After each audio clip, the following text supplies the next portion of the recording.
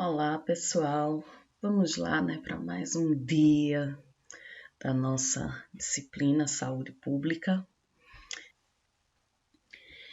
E aí, gente, a gente tem aí algumas classificações em relação às doenças, às infecções. Então, a gente pode relacionar essas doenças com a água, com as excretas e com os resíduos, tá? Existe uma classificação única que foi proposta, acho que no início do ano 2000, mas eu trouxe a classificaçãozinha separada que é para a gente ter mais informação, tá?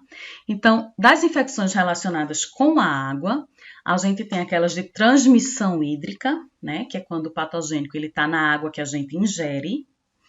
Tem a transmissão relacionada com a higiene, que é aquela que está relacionada com os nossos hábitos de higiene, como, por exemplo, você comer sem lavar as mãos e aí tem uma contaminação na sua mão, ou comer uma fruta sem lavar, tá? A transmissão baseada na água, que é quando o patógeno, né, o organismo patogênico, ele desenvolve parte do seu ciclo em um animal aquático, que é o caso da esquistossomose, né? O parasita, ele precisa do caramujo que vive lá na água. E transmissão através de inseto vetor, que é quando insetos que procriam na água, né, como é o caso da dengue, do mosquito da dengue, ou cuja picadura ocorre próximo a ela, que é o caso da mosca de tsetse que causa a doença do sono, tá certo? Então, essa mosca ela só pica próximo à água, tá? E aí, a gente vai ter aí as doenças feco-oral, né? Ou seja, está relacionada com a contaminação da água por fezes e de alguma forma a gente ingere essa água contaminada, né? A gente tem as diarreias no geral, disenterias, as febres entéricas, poliomielite, hepatite, tá? Leptospirose, ascaridíase. Relacionadas com a higiene, a gente tem as infecções de pele e dos olhos e também outras doenças, como, por exemplo, o tifo, né? Então, dentro das infecções de pele, de olhos, a gente tem tracoma. Tudo isso é a questão da falta de higiene, a gente acaba levando o organismo patogênico para a pele e para os olhos. Aí, baseada na água, pode ser por penetração ou por ingestão, né? No caso da esquistossomose, ela é por penetração, o bichinho ele entra pela pele dos nossos pés, tá certo? E por ingestão, principalmente em eumintos, as verminoses. E aí, a transmissão através do inseto vetor, aqueles, né? Como eu já falei, picadura próxima à água ou que procriam na água. Aqui, ó, tem um mosquito da dengue, né? Tá aqui nas arboviroses, tá? A malária, a filariose tá aqui como que procria na água, só que a filariose ela tem um particular. O mosquito que transmite a filariose, ele procria em água suja, rica em matéria orgânica, inclusive no esgoto doméstico, tá certo? Classificação das infecções relacionadas aos resíduos. Então, as doenças relacionadas aos resíduos, elas se dividem em insetos vetores e roedores, né?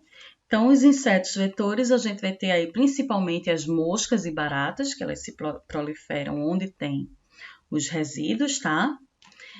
E como roedores, a gente tem a famosa peste bubônica, né? E a leptospirose. Como é que a gente pode melhorar isso aí, né? Através do acondicionamento adequado e da coleta do lixo e do controle de insetos, tá? E no caso aqui dos roedores, aqui saiu errado, tá, gente? É controle de roedores, ok? Então, da mesma forma, melhorar o acondicionamento do lixo, a coleta, né, do lixo, ser com mais frequência e fazer o controle de roedores. Corrijam aí, controle de roedores. Vou corrigir no PDF, tá, de vocês. E as infecções relacionadas aos excretas, que no caso aí, quando a gente está falando de excretas, a gente está falando de esgoto doméstico, tá? Então, a gente tem doenças feco-orais não bacterianas, bacterianas, os eumintos presentes no solo, que são aqueles que a gente tem contato assim, andando. A mãe sempre fala, né? Não anda descalço, menino, que tem várias verminoses que a gente pega só andando descalço, tá? A teníase, os helmintos hídricos, né, que são na água, e as doenças transmitidas por insetos que estão relacionadas aqui, ó, excretas, esgoto, tá? Então, principal via de transmissão, né? Para essas doenças feco-orais, não bacterianas e bacterianas, a gente tem a via pessoal, né? Contato pessoa a pessoa, ou ainda a via doméstica. E a gente pode melhorar isso com abastecimento de água, educação sanitária, melhoria nas habitações, instalação de fossas sépticas para afastar, né, o esgoto sanitário do contato com a água, né, tratamento das excretas antes do lançamento ou do reuso, tá? Em relação aos elementos do solo, principalmente, né, o tratamento dos excretas antes da aplicação no solo. Esse tratamento ele pode ser feito através da instalação de fossas sépticas. Então, jardim, campos, culturas agrícolas, os meninos lá andando descalço, né? Pode pegar essas verminoses, tá? Aí a gente tem a tênia, né? A tênia também, sendo que a tênia é jardim, campos e pastagem, mas por quê? Alguns animais que estão lá pastando, né? O gado e o porco, né? Que se alimentam de alguma coisa que está contaminada com o verme da tênia, com os ovos, e aí a gente se alimenta desses animais e pode aí vir a desenvolver a teníase, né, que é a famosa solitária, né? Então, novamente, a gente pode melhorar como? Tratamento dos efluentes, né, a partir da instalação de fossas e outras tecnologias. E no caso, quando a gente já está em casa, é a questão do cozimento da carne, né? Para a gente evitar ingerir uma carne que esteja contaminada. É só cozinhar muito bem para garantir que aquele verme ele vai morrer, né? Digamos assim. Helmintos da água, aí a gente tem aí, por exemplo, a esquistossomose e algumas outras verminoses, tá? Então, sempre o tratamento de excretas antes de lançar, seja no solo ou na água. E esse tratamento pode ser um tratamento com a coleta e tratamento de esgoto ou uma simples instalação de fossas já vai ajudar bastante na solução desse problema. E no caso da esquistossomose, a questão do controle do reservatório animal, ou seja, eliminar os caramujos. Tá? E em relação às doenças transmitidas por insetos, né, existem insetos, como eu tinha falado, que eles procriam em locais contaminados por esgoto, como é o caso da filariose, tá? A filariose, o mosquito da filariose, ele se reproduz no esgoto. É por isso que Recife é uma das cidades do Brasil que tem o maior número de casos de filariose, porque Recife tem uma grande rede de drenagem, né, muitos canais a céu aberto, e esses canais, em sua maioria, eles recebem contribuição de esgoto. Então, eles são locais próprios para reprodução desse vetor, do vetor da filariose, tá? Então, o controle é feito a partir da identificação e eliminação dos locais de procriação. Beleza?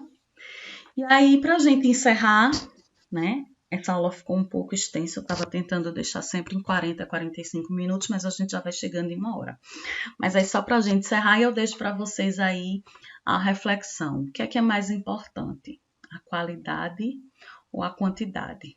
Pense aí, vocês. O que é que vocês preferiam? Vocês preferem ter pouca água, mas uma água boa, ou vocês terem muita água, sendo que essa água tem uma qualidade ruim? Né? O ideal é que a gente tenha os dois, né? Qualidade e quantidade. Então, alguns autores, né, eles afirmam que não é só a questão da qualidade, mas principalmente a quantidade de água disponível, ela vai representar um impacto na saúde das pessoas. Já outros, né, já afirmam que a melhoria das condições de esgotamento sanitário, ou seja, tratamento do esgoto, gerando aí uma diminuição de vetores e uma melhoria da qualidade da água também, né? Ele vai ter um maior benefício do que o próprio sistema de abastecimento de água, né? Que essa melhoria do esgotamento sanitário, ele vai aí atuar diretamente na redução da incidência de diarreias. Então, existe aí essas duas vertentes, uma que tem um enfoque no abastecimento de água, né, na quantidade de água, e outra com enfoque na melhoria das condições de esgotamento sanitário. Tem alguns estudos que mostram que a quantidade ela acaba sendo mais determinante, né, do que a qualidade em alguns locais, principalmente locais que não tem nenhuma água. Então, imagine uma situação que você não tem nada de água e de repente você tem 20 litros de água ruim. Então, esses 20 litros de água ruim, eles vão contribuir muito mais na questão de saúde do que você ter 2 litros de água boa, tá? Então, esses 2 litros de água boa que só vai servir para você beber, só vai dar para uma pessoa beber, 2 pessoas no máximo, né, bebendo pouca água. Ela não vai impactar tanto na saúde como 20 litros de uma água que não é tão boa, mas que vai permitir que você faça outras atividades. Beleza? Então, acho que os dados que a gente trouxe aí, as informações, elas mostram bem essa relação entre saúde e saneamento, que realmente, né, as ações de saneamento, elas têm tanto efeitos diretos quanto indiretos na questão de saúde. A gente ouve muito falar aquela questão de que cada real investido, cada dólar, na verdade, investido em saneamento, são 4 dólares poupados em saúde. Não sei se chega a ser exatamente esse valor, né? Esse cálculo ele é estimado para o mundo, né? Mas a gente viu aí os custos no Brasil, os custos de saneamento e os custos com tratamento das doenças. São custos extremamente altos, né? Principalmente o custo de afastamento do trabalho, tá? Então, realmente, cada vez é mais necessário que a gente pense o saneamento não apenas como aquela visão higienista lá do início, mas a gente pensar, né, ter uma visão holística, ter uma visão da questão da saúde, da questão do meio ambiente, né, que tudo isso está interligado, tá certo? Então, a gente fica por aqui. Como sempre, vocês têm um exercíciozinho na plataforma para responder.